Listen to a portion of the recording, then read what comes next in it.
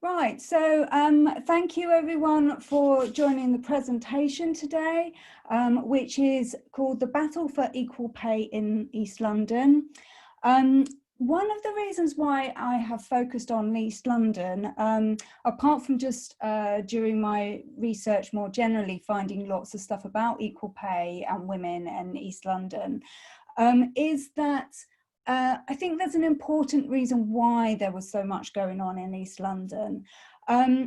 So people tend to join unions when they feel under threat. So you see higher membership in dangerous trades like coal mining than you do in safe jobs like journalism, because workers have left to lose. And in East London, where industrial accidents and working poverty was rife, this threat was very real. So I don't think this is any coincidence that so much stuff did pop up in East London. But as I mentioned previously, this East London is a microcosm of what was happening nationally. And through this talk, I will focus a little bit around the country, but tying it into East London. So, I'm going to go back right to some of the first recorded calls for pay parity in East London. And they were recorded in around the 1830s, and we find 4 different campaigns around the country at that time, including in Gray's Inn in London.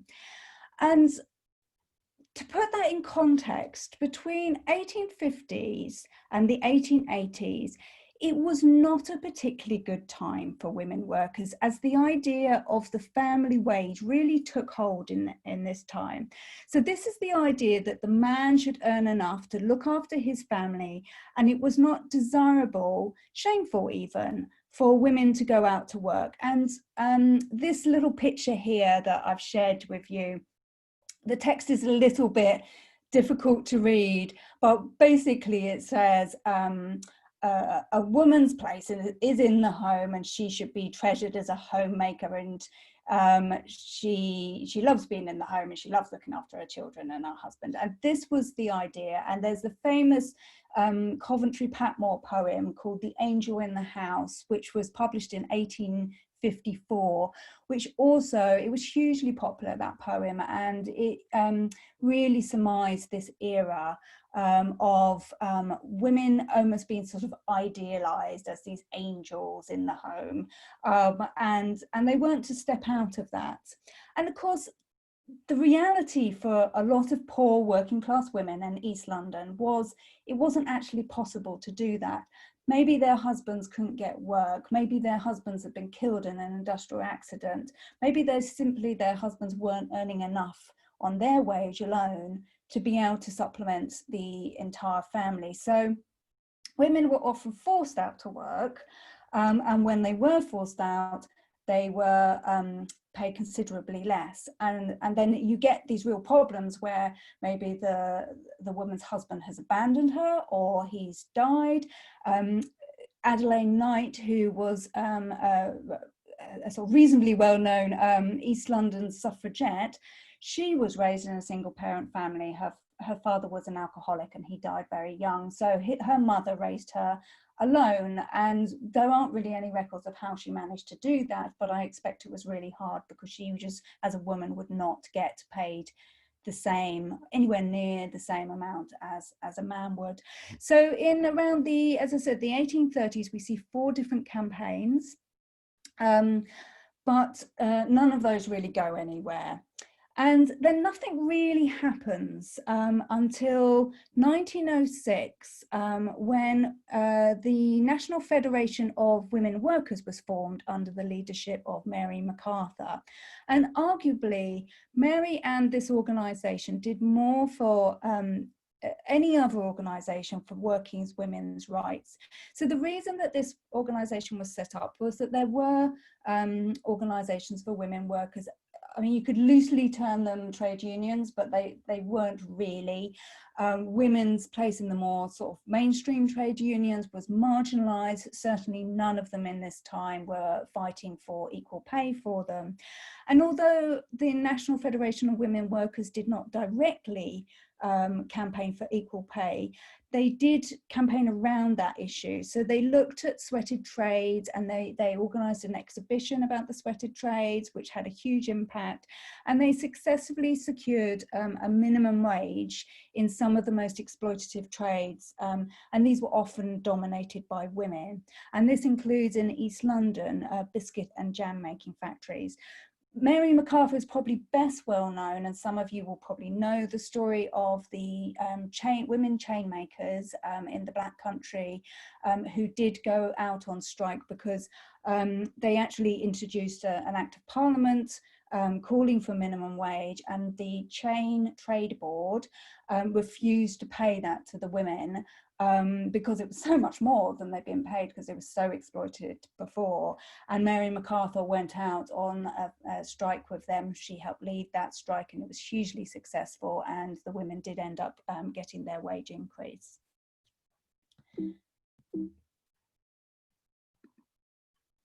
So that's Mary MacArthur. Sorry, I slightly skipped over that. This is a illustration of a jam making factory. So in 1916, a woman called Helen Bowden Pease began working with Mary MacArthur, and she was sent to East London to organise the women in the factories there. She claimed she was warmly welcomed by the women, and she said, quote, "They liked us speaking on their behalf, and that they liked to see middle-class educated women coming to their neighbourhood." Now, it's very hard to sort of ascertain how accurate that was from an oral history that I uncovered. I don't know how accurate that is. It was clearly Helen's perception of things, but I suspect that maybe she was seeing the world through her middle-class, well-educated glasses. So I think there's probably quite a lot of difference in opinion about these middle-class women going in and speaking on their behalf. Certainly these women in the factories were very difficult to organise, and one of the reasons that Helen puts that down to is that these factories are still relatively new, and prior to this, women would have been employed, young women would have been employed in domestic service, which was notoriously badly paid, appalling conditions. You had very little time off, and rife with sexual harassment and exploitation. So work in the factories was actually, even though it was pretty grueling work, very dangerous work, and still not very well paid, it was better than domestic service. And at least at the end of the day, you got to go home and see your family. So what they did, instead of focusing on pay so much, was that they focused on the conditions, which did continue to be a source of concern. They were working very long hours and in very unsanitary environments. So if we just take the example of jam making, a lot of these women were having to carry very heavy pots of like boiling jam and boiling water. It's something like 4 or 5 times what the legal limit is today. And these women, they were often pregnant, because they were constantly pregnant. A lot of them were malnourished because they weren't getting food, and they were just having to carry these enormously heavy weights. There were also a number of deaths in these factories. There was one rather gruesome story in the local newspaper of a woman who was walking along a gangplank that had a hole in it that hadn't been properly barricaded off, and she fell down the hole into the boiling water. And apparently it took them weeks to do anything about that hole, so it was still just there, gaping death trap for weeks afterwards. So they did campaign around these dangerous conditions, and they secured a lot of improvements, and they were hugely successful. By the end of the war, the conditions in these factories had greatly improved. And from just a few hundred members, they were now thousands strong, and they were the largest women's trade union around at that time. So another group around this time, around the start of World War One, was the East London Federation of Suffragettes. So the East London Federation of Suffragettes were slightly different. Well, actually, they weren't slightly different. They were an awful lot different from some of the other suffragette organisations and suffragist organisations, in that a lot of the other main groups, like the Women's Social and Political Union, led by Emmeline Pankhurst, they stopped all their campaigning for the vote on the outbreak of war, and they threw themselves into the war effort. And actually the WSPU and Emmeline Pankhurst channeled a lot of money that they'd raised for their vote campaigning activities. They actually ended up giving that to the government that they'd been fighting so bitterly a few weeks before. They ended up giving that to the government to support the war effort. But the East London Federation of Suffragettes, which was led by Emmeline's daughter Sylvia, they saw the campaign for the vote from a rather different perspective. They tied it in with the labour movement and the fight against poverty. So when the war began, this need for secure labour and battling against poverty became even more pressing. So two things happened during the war in East London, and would have happened also in other poorer parts of the country. So the first thing that happened was that food prices started to spiral, and that was because a lot of the available food was being shipped out to the troops overseas, and trying to get new food into the country was hindered by submarine attacks and things like that. So there was a shortage of food, so the food prices spiraled, and that really hit the pockets of people in East London who were already on the breadline. The other thing that happened was that initially, when the men left for war, a lot of factories just closed down, because at that point the idea of employing women was still so absurd to them, they didn't even think about that. So there was this period of factories shutting down, people losing their jobs. So even the men who'd remain behind, maybe the older people, they would lose their jobs. So that suddenly there's a rise in unemployment as well. So we're seeing like huge problems occurring in these poor communities. Then as the war progresses, we get the conscription of women into work. They suddenly realize we can't actually maintain these social values we have about women and work. We actually just need people to help us run the country and get manufacturing and production going again. So lots of women start going into factories and replacing the men who had left the war, but they were paid considerably less when they did that. So on average, they were employing 2 or 3 women for the 1 man that they replaced. So so what we're seeing here is women whose husbands have left for war, spiraling food prices, but they're only getting paid a fraction of what their men did, and they're still trying to raise their family on those limited resources. So it was a real source of concern. So one of the things that the East London Federation of Suffragettes did was they started writing, Sylvia Pankhurst started writing letters to Lloyd George and started lobbying governments. And they were knocking on the doors of the various ministries. They were organising protests and marching up and down Whitehall with their banners and chanting equal pay for equal work. And they were actually achieved some success. It was slightly limited success, but this is probably one of the first breakthroughs that we see in this issue. So what the government said in 1915 was that women should be paid the same piece rates as men. So that is, they should be paid the same for each product that they produce. But they were not granted the same rate on time rate. So that is the amount of time they're literally standing in the factory. So what the employers did was they just switched all the women over to time rates so that they could carry on not paying them as much.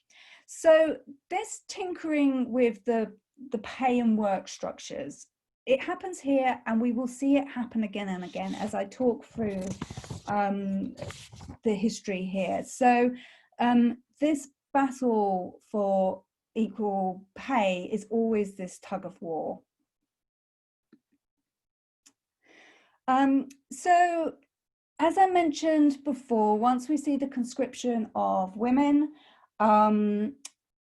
we see a flood in the female workforce. And one area that we see a particular large number of women entering is transport, because the transport system was basically on its knees after so many men left for war. So they started pulling in women, and they worked across the transport sector, from conductors to porters, and even in some case drivers. But again, they were paid a lot less than the men. So in 1918, women working at the Willesden bus depot decided to go out on strike after a 5-shilling war bonus had been paid to men and not women. So the women actually met in the dead of night and decided the next day, without talking to the unions, who they knew wouldn't support them, and without talking to their employers, they decided the next day that they would walk out on strike.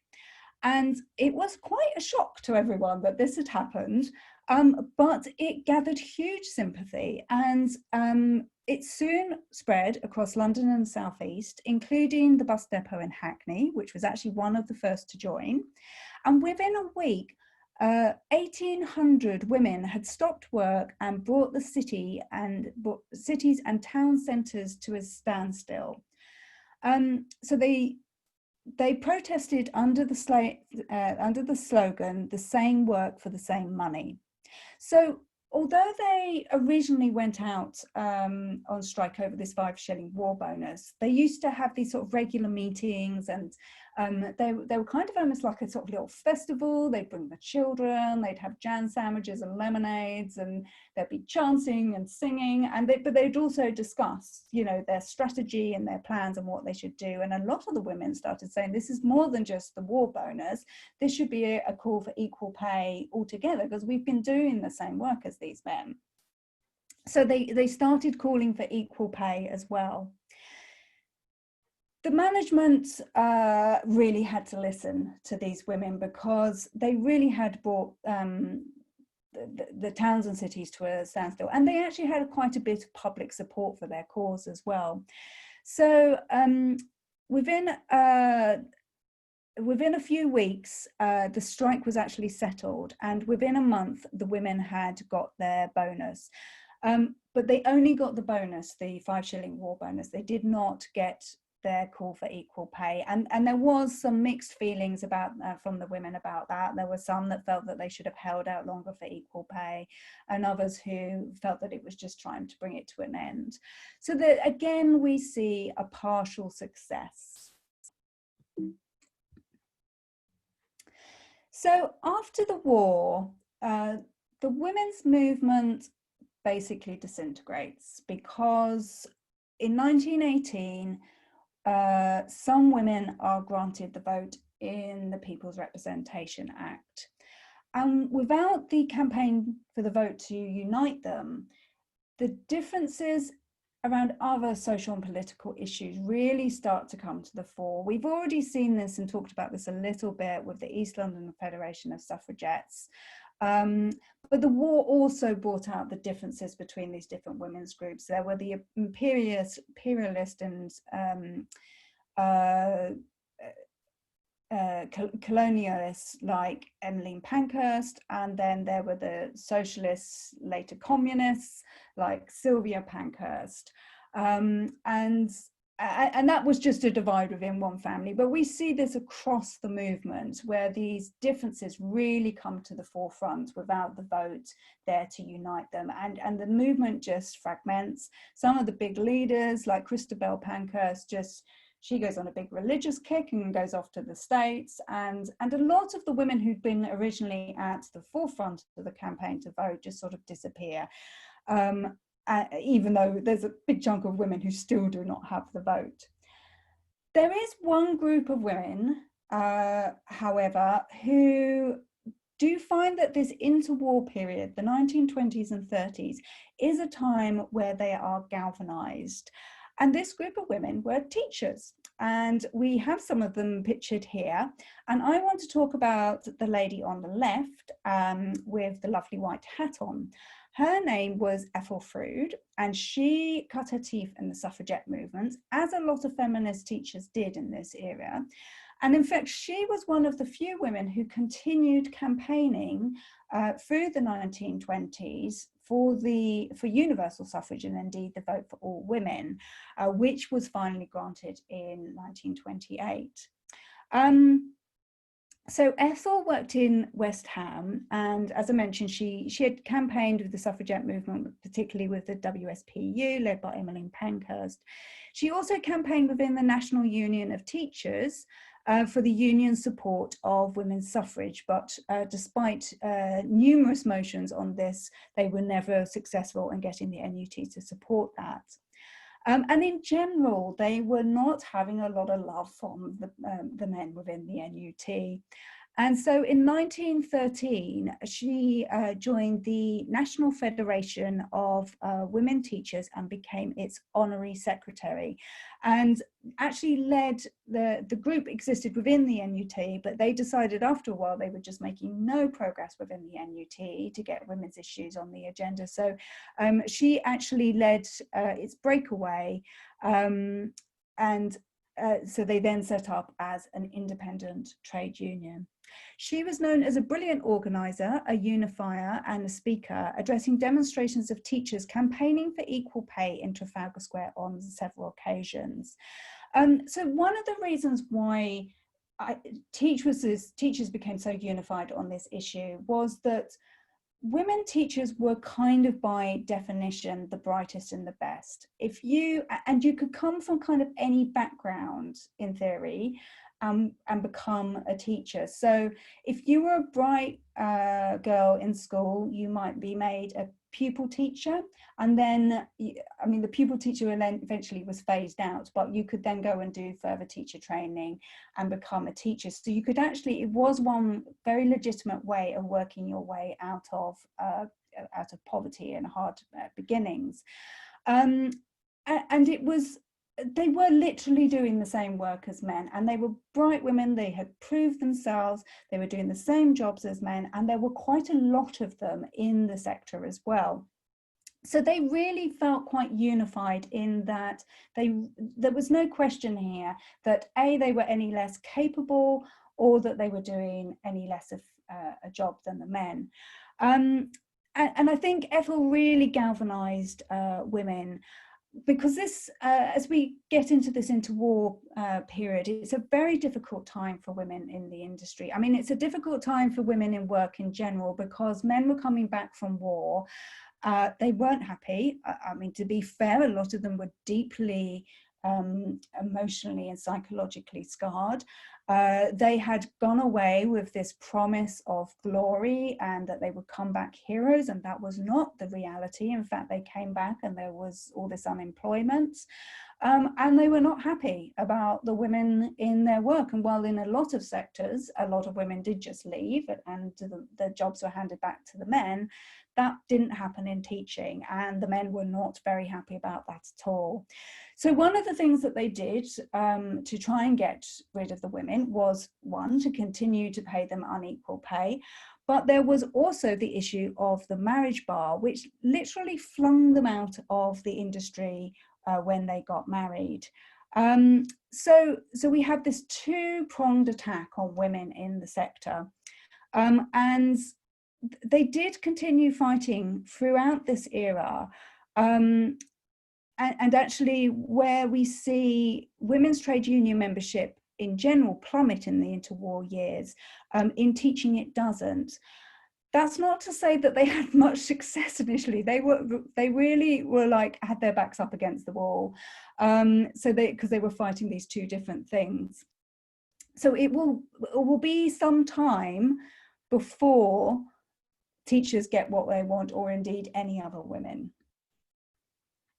So then we're going to jump forward now to World War II, and once again we will see women back in the workplace, but again they are being paid less than men, on average 53% less than the men they replaced. So the injustice of it was felt more strongly this time, as women were taken on more skilled roles, such as work in engineering and working as pilots, flying planes, and they were proving themselves very capable. And during this time, there were some limited, but I should stress temporary, equal pay claims. But they were mainly restricted to the skilled professions. So one of the things that we see is in engineering that women were very prolific in engineering, and this photo you see here is actually some women working on Waterloo Bridge, which was predominantly created by women. It's actually in some circles known as I think it's called the Ladies' Bridge. It would be probably nicer to call it the Women's Bridge, but the women engineers were able to, some of them were able to secure equal pay. I also mentioned about women pilots. Now, there weren't actually any women who flew in combat, but there was an organization called the Air Transport Auxiliary that employed a lot of older male pilots, but also had a women's division. And the role of this organization was to ferry planes from maintenance units and factories to the RAF bases. And this was quite a dangerous job. This is still the very early days of flying, and these planes, although we make huge advances, they're still quite dangerous. And indeed, some women did die in the process of ferrying these planes. And the women were paid a lot less than the male ferry pilots. So they petitioned government and secured the support of a woman called Irene Ward, who was an MP, and together they successfully secured equal pay for the women pilots.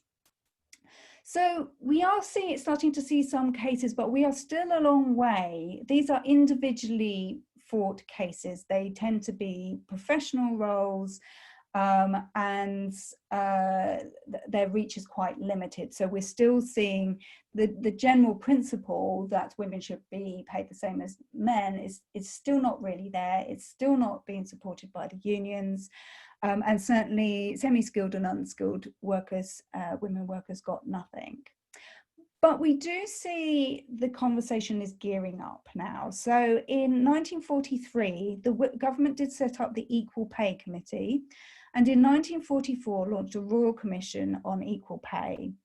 And in 1946, the Commission did tentatively agree that some grades of the civil service and teachers, so finally the teachers are getting through there, all this fighting that they did in the 20s and 30s. So the Commission actually agreed that the teachers in some grades of the civil service would benefit from equal pay, although it would actually take until 1955 and 1961 respectively for this to be implemented. And generally post-war, the campaign for equal pay goes off the boil again, as women were encouraged back into the home. And actually many wanted to go back to the home because the strains of juggling domestic responsibilities and childcare had been such a struggle. And I have to say, after my daughter goes back to school on Monday, and after 6 months of juggling work and childcare and all the rest of it, I kind of relate to these women right at the moment, and obviously there was probably even less support. There were very few nurseries. There were some, but they did not expand to the numbers that they needed to support all women, and so they were kind of tired. They'd been bombed, they'd flown planes, their friends had died, their loved ones had died. They kind of just wanted to go back and have a bit of peace and quiet. And even the establishment of the 1948 welfare state was based around the notion of the family unit with the male breadwinner, and the role of women in social production was secondary to her domestic duties.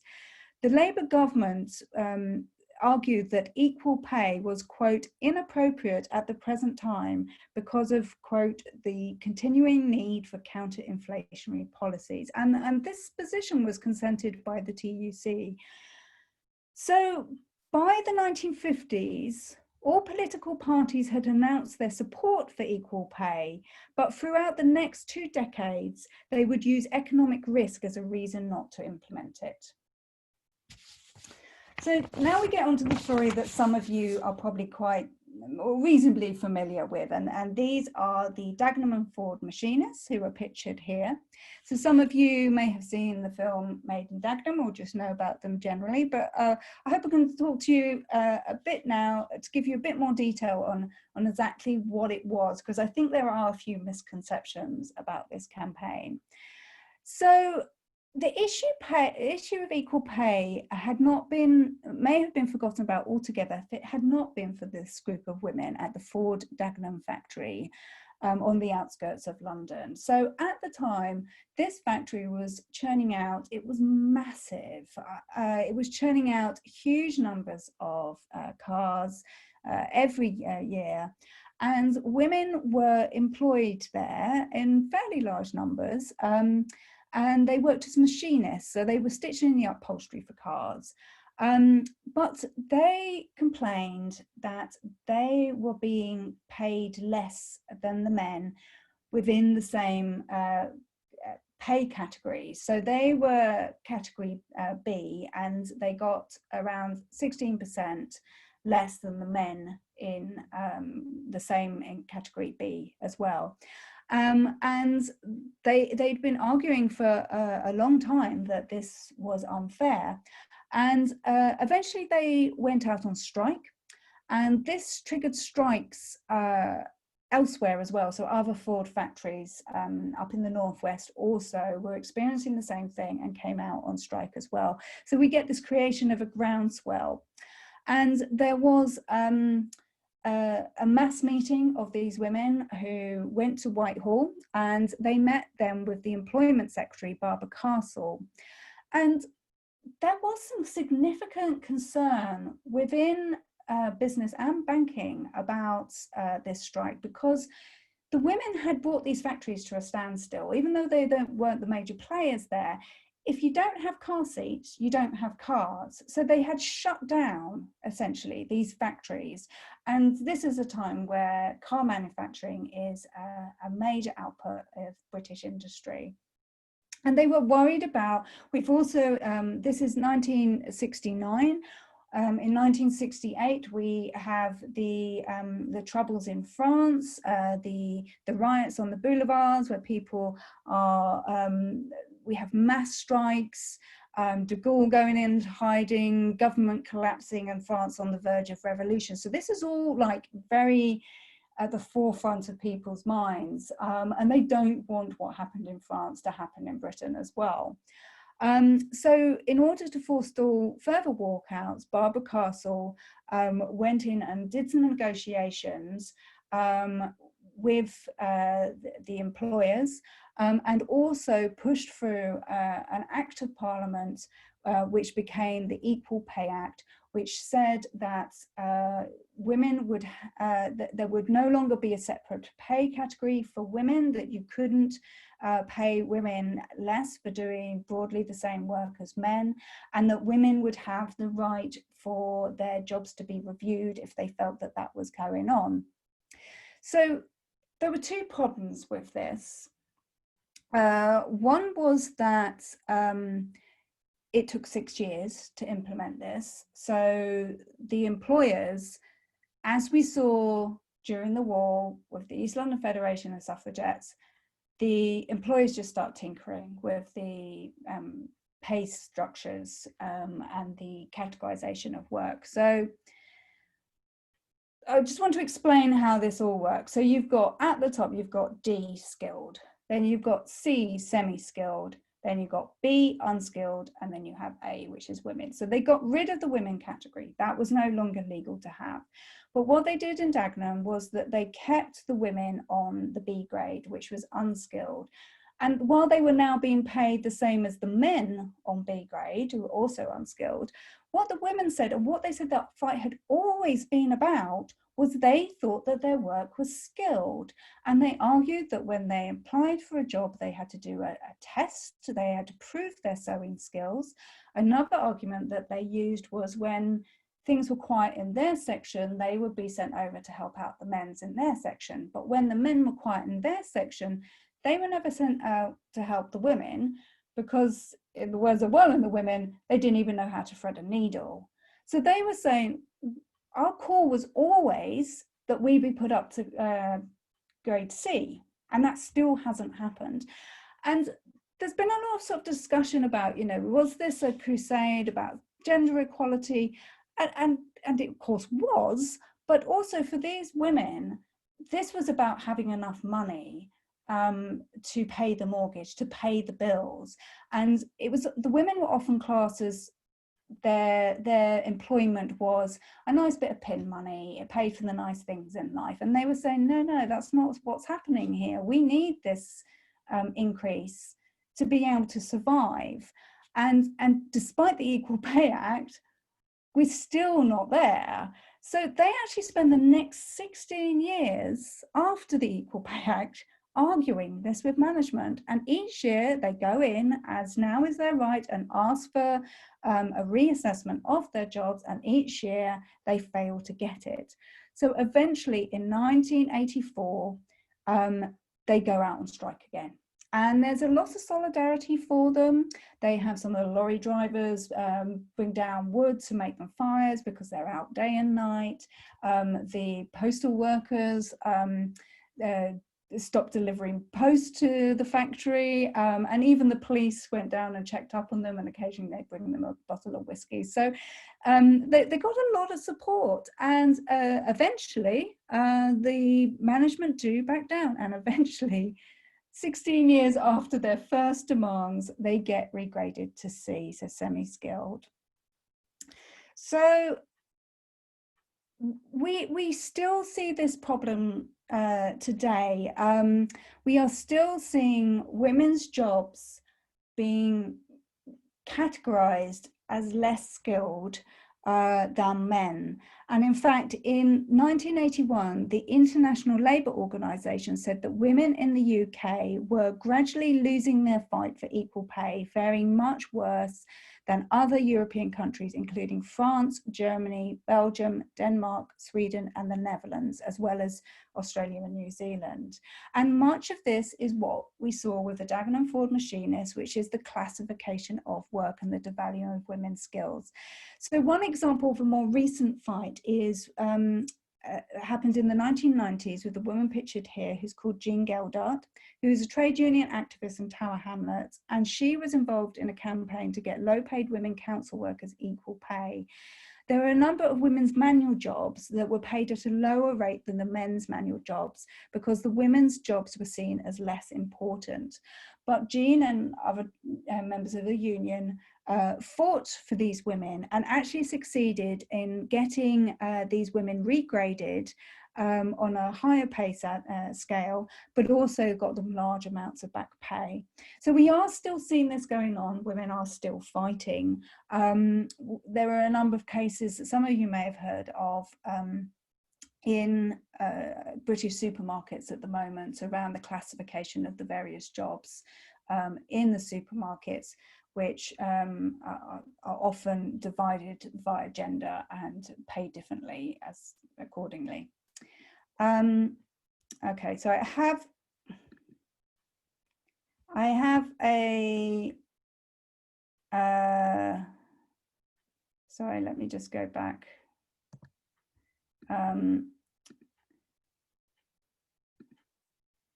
I should have another slide there, but for some reason it's got a bug in it and it's not showing you. So I just want to say in conclusion, while women's pay category was abolished with the 1970 Act, you now have the right to ask for a pay grade reassessment, it is too simple to say that pay discrimination no longer exists. Women working in roles that require similar skills to men continue to be paid less today. So as I mentioned before about the supermarket, so the shop floor workers predominantly done by women are paid less than warehouse workers predominantly done by men. And there's no clear reason, although these jobs are different, there's no clear reason on why they would be classed as differently skilled. So some say, well, you know, the warehouse workers are working in the cold and heavy lifting.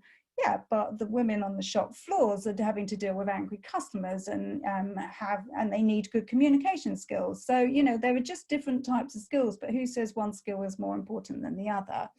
I think it's interesting to note that the women on the shop floor often have what often, I hate this term, but soft skills. So things like emotional intelligence and communication skills. So these are seen as soft skills because they're not as important, but I think that's rubbish. I think these skills are very important. And this is why we now talk about the gender pay gap, which currently stands at 19.9% across all employment. So the TUC has made the 6th of March Women's Pay Day, as women's salaries are so out of alignment that with men's that they effectively work the first 65 days of the year for free. So we must learn from history and understand that the tweaking of the classification is not enough. And when we do this, that employers just reorganize their pay structures and continue to pay less to women. What we need to focus on is better valuing women's work so that we genuinely have equal pay for equal work. So I'm just going to have that kind of concludes the presentation. Just to quickly say that if you want to, I'll see what the questions there are. If you do have any questions, stick them in the chat now and I'll have a look in a second. But if you want to keep in touch with us about this work or anything else that we're doing, we're on various social media channels. On Facebook, you'll find us at Women Activists of East London. On YouTube, we're at the same name, Women Activists of East London. And on Twitter, you'll find us at share_UK. And on Instagram, we're at share.uk. We also have a new podcast series for Rebel Women, which is available on iTunes and Google Play or wherever you listen to your podcasts.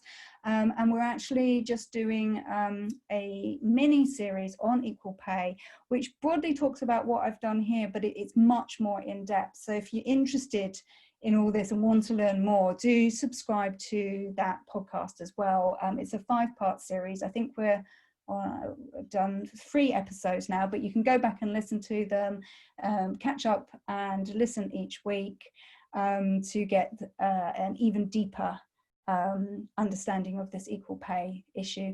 And if anyone wants to drop me an email about anything, can't take up your equal pay cases, but anything else related to the history, my email is esther@share-uk.org. So if anyone wants to just do a screen grab of that, do feel free. I've got a couple of questions in the chat. I'm just going to stop the share.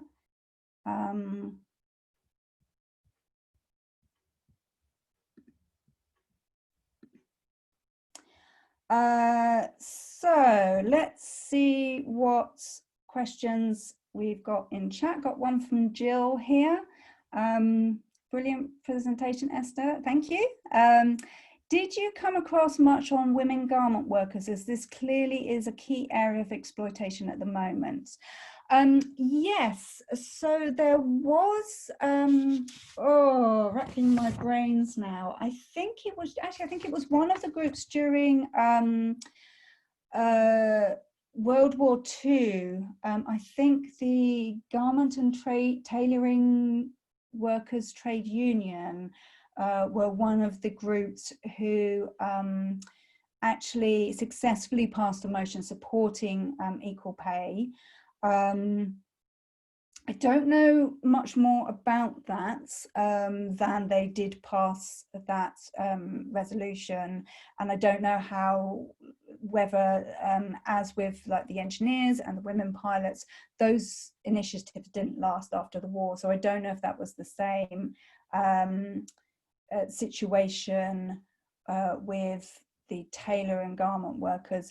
Obviously, talking about the exploitation at the moment, I'm guessing you're talking about sort of all the stuff that's happened in Leicester recently, which is quite interesting, because I think this has been a little bit of a turnaround in some of the manufacturing issues. So a lot of garment manufacturing went overseas, and that's where most of it has been for the last few decades. And yes, there's huge exploitation, involvement of children's workers.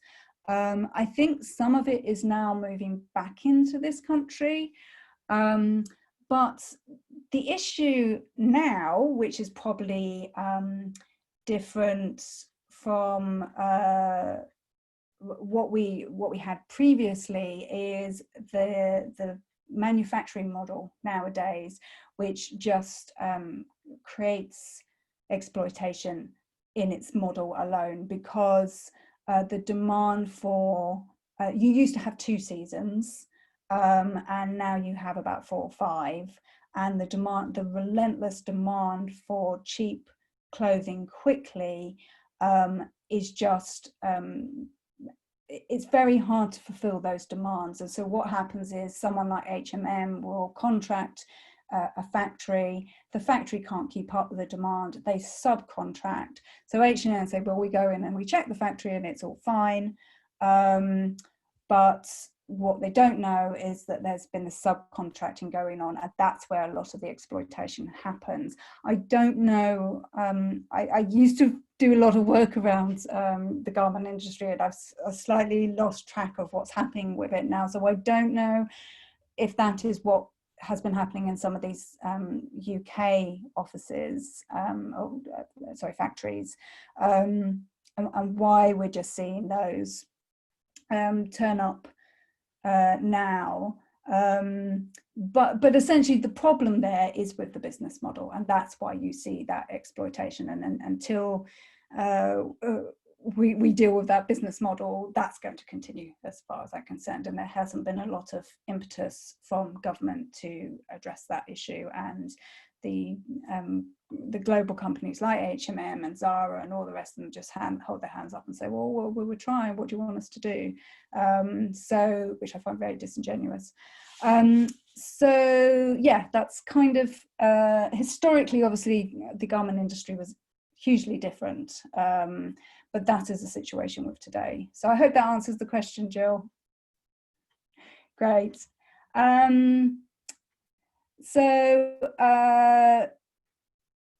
Something, oh, sorry, Imba, we couldn't get in. I can always send, I've recorded this presentation, so I will be putting that out on social media, and can let everyone know when that's up, so you'll be able to catch up. Eva, thank you, Esther. In the days of early computers, the first women programmers were employed because they could knit. Oh, I didn't know that. As the industry progressed, a process of de-skilling has taken place, and as men moved into women's areas which use technology of work, and women's work has been lessened in value. Did you come across this process elsewhere? I have heard this, and in fact, oh gosh, what the film that came out a year or 2 ago about the black women computers,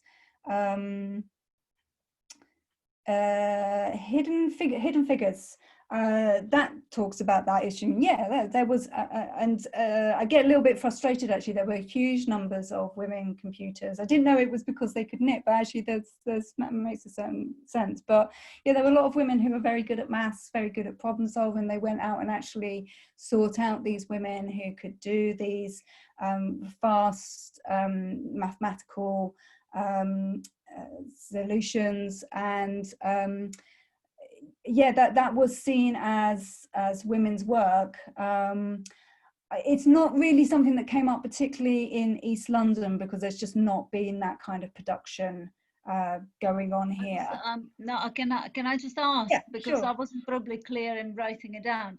The process as industrialization progress and technology progressed, women were not valued doing a particular work. A new technology came in and men taken, and that happened in other technological industries, in printing, for example, where the unions themselves have refused women access into printing presses while they were doing the same work before that, but not using the same technology. So their work was de-skilled and therefore then paid less.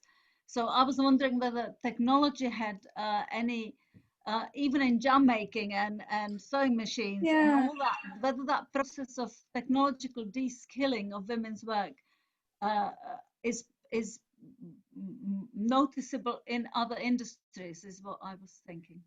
Yeah, I mean, that would make sense that across sort of the Industrial Revolution, you might see that. I didn't come across any evidence of it. I mean, mainly the Industrial Revolution was putting women into the workplace, because there were a lot of sort of menial roles that needed filling, such as making matchboxes, and a lot of those could be done at home as well. So certainly with the Industrial Revolution, I've not seen any evidence of that, but I know what you mean in terms of sort of the, I guess, what we would call the communications revolution, the development of the computer and things like that, yeah, I think that makes a lot of sense that happens as well. But I think more often generally that there is women, the industries that we see take on a lot of women, so there's more women than men in teaching, particularly in primary school teaching. There's more women in nursing and care homes. All these roles have been forefront of the pandemic.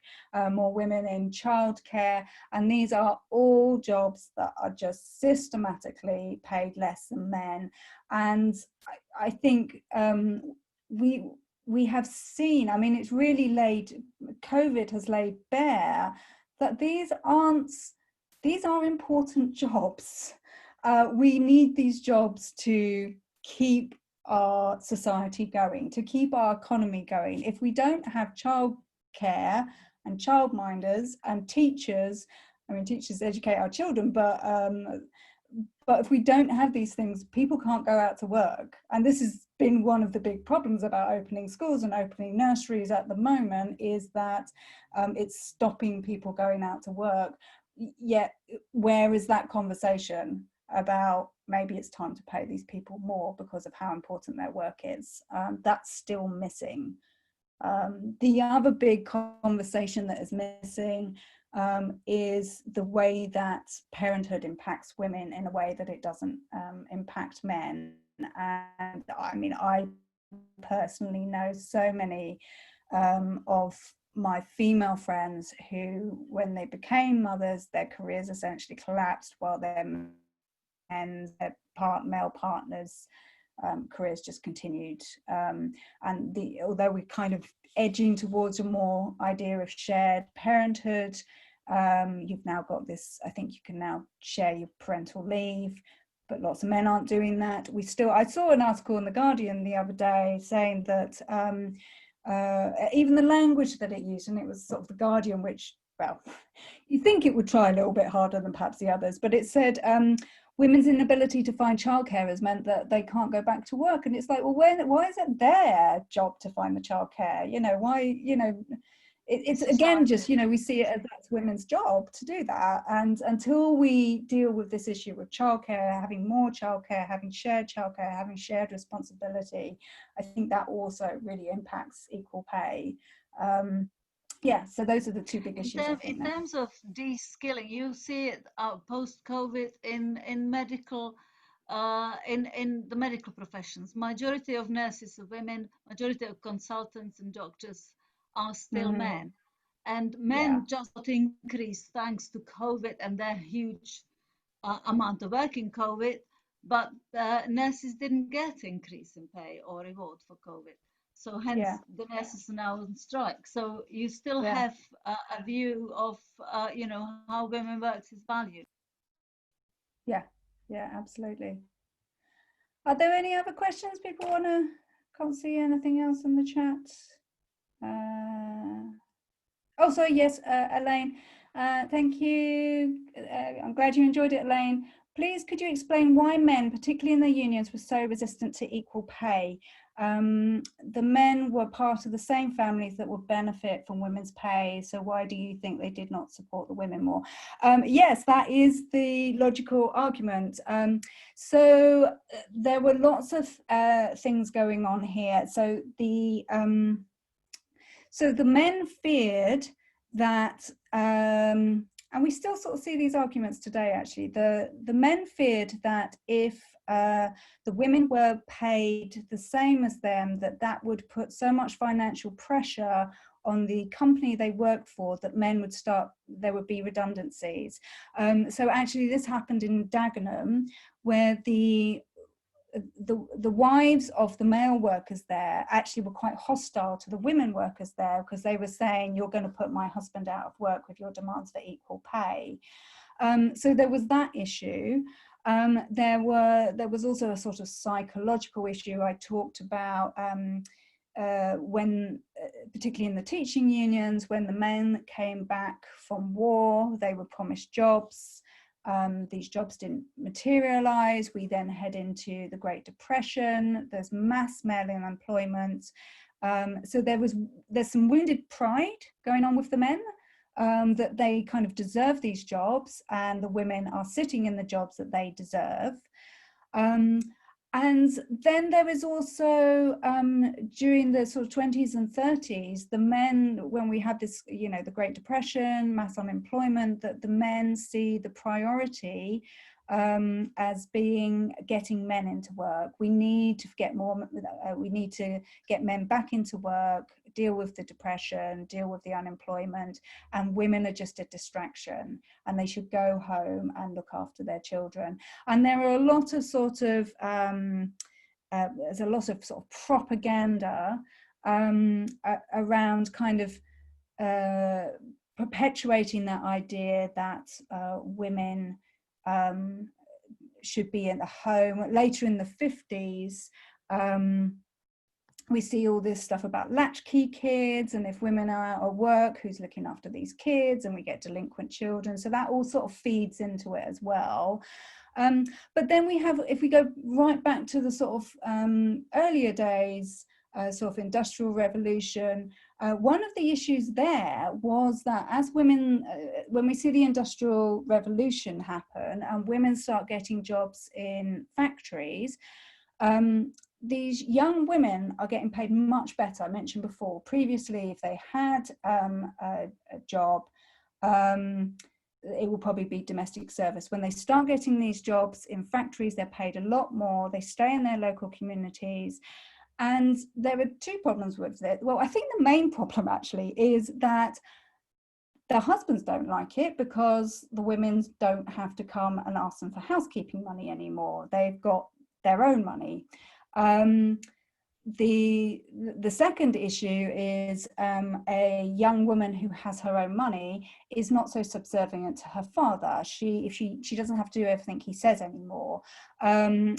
So she can go out and buy her own clothes. She can go and buy that hat with a feather in if she wants to. She doesn't have to ask her dad. And to take that to extreme, she can just go out and leave home altogether and set up her own home. So there was a lot of fear about the economic freedom that women would get if they were, well, originally if they had work at all, but later if they had equal pay, they just didn't want women to have that equal freedom. But to say this, I mean, you are right that it did make sense, and some of the more sort of progressive trade unionists would argue that there were some leading women trade unionists who argued that in suppressing women's wages, you're also suppressing men's wages, because you're just giving the factory owners an excuse to pay everyone lower. And there were men who supported that, and they were saying basically,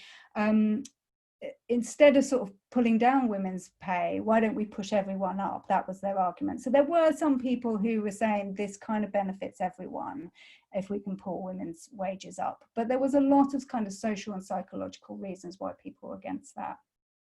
Imbar, do you have a question? You've got a raised hand.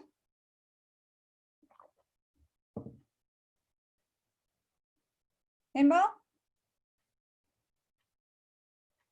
No, maybe she just knocked that button by mistake. So there Hi, any sorry, I had to unmute. Oh, Sorry right, okay. about that. Yes, I had a question. Is it David Graeber? He wrote the book, who's sadly passed away last week. He wrote the book Bullshit Jobs, and I had an interview with him or a talk with him about it. And one of the things the question was, do women have proportionally do less bullshit jobs? Or more to the point, do the jobs that the women do are proportionately less bullshit jobs than the jobs that done by women? And I think this is kind of back to what you're saying about women who work in the NHS, women who work in childcare, and all that kind of thing. And it's, I mean, for people who don't know, the concept bullshit job is like jobs that we can definitely survive without people doing them, because it's kind of bringing the whole thing about that 30 years ago, when you're projecting to the future, people thought that you will be working less rather than more, and we seem to be working much more than we need to. Yeah, I've not read that book, but I've heard an interview with him and it's on my reading list. It's an interesting Yes, I haven't read the book either. I just read it. I just had an interview. Yeah, and the idea is that we mustn't give people too much free time because they may then start organising and doing things that the elite don't really want us to do. Do women do more or less bullshit jobs? I don't know. Yeah, I mean, you're certainly right. There's a lot of women in very key roles in social care and health and things. I don't know. I do, in his interview, he did talk about PR as one of the bullshit jobs. And I think there are quite a lot of women in PR. Possibly. I don't know because it's not an area that I've ever worked in. Yeah. I'm not sure. It's an interesting point. Yeah. Thank you. Penny, thank you for an interesting talk. My pleasure. So many things still being fought for and very little changes quickly, but it's better now than it has ever been. Wrap around care, child benefit for all children, Equal Pay Act when fairly applied fairly, etc.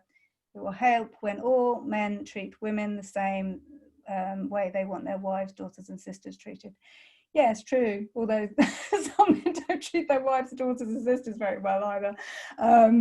But yeah, I mean, I do think there's a psychological mindset that needs shifting, and that's not going to happen quickly.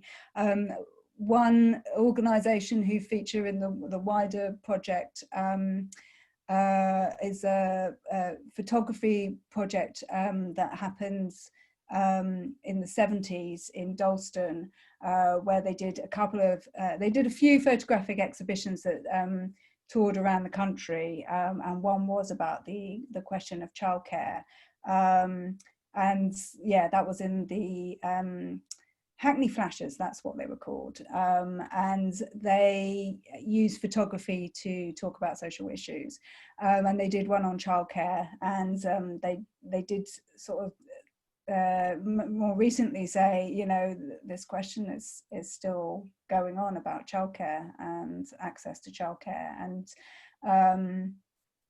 there is more childcare available, certainly than during the war. I mean, I don't know how those women did it because it was so little then, but it's very expensive. I mean, I have a friend who her husband's in a good job, she works part-time but in a good job, and they can't afford holidays because they spend so much money on childcare.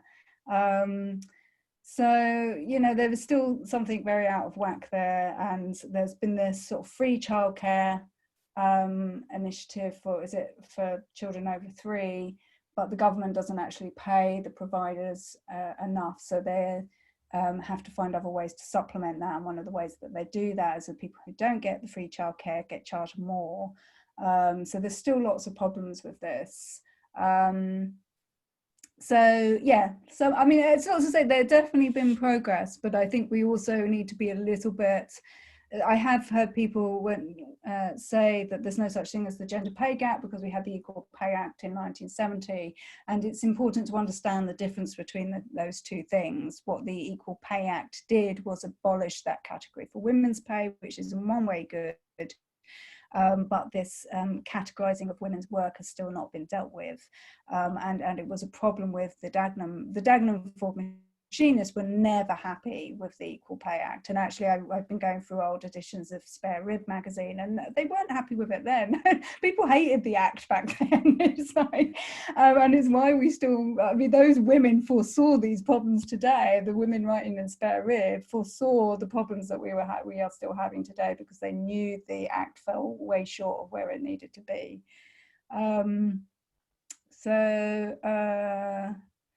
What else have we got? Inbal shared an event, another event in an hour in the chat, if anyone wants to look at that.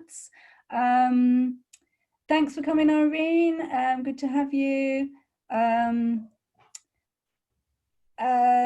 Elaine says, thank you. It was good to know there were some who saw equal pay as a way to improve all wages. It seems like the system benefited the employers, as arguably it does today. Yeah. I think that the employers have always been given this sort of time frame on which to sort of change their structures and things, and they've often just used that to benefit them. Yeah, definitely. Are there any more questions? If not, I will bring this to an end. Thank you very much for coming to the talk today. As I mentioned before, Rebel Women podcast, 5-part podcast series on the Equal Pay Act if you want to delve into this further. And I will make this recording available online, and I'll find a way to send it out to everyone. Okay, so that concludes everything today, and I will see some of you soon, and thank you everyone else for coming. Okay, bye-bye.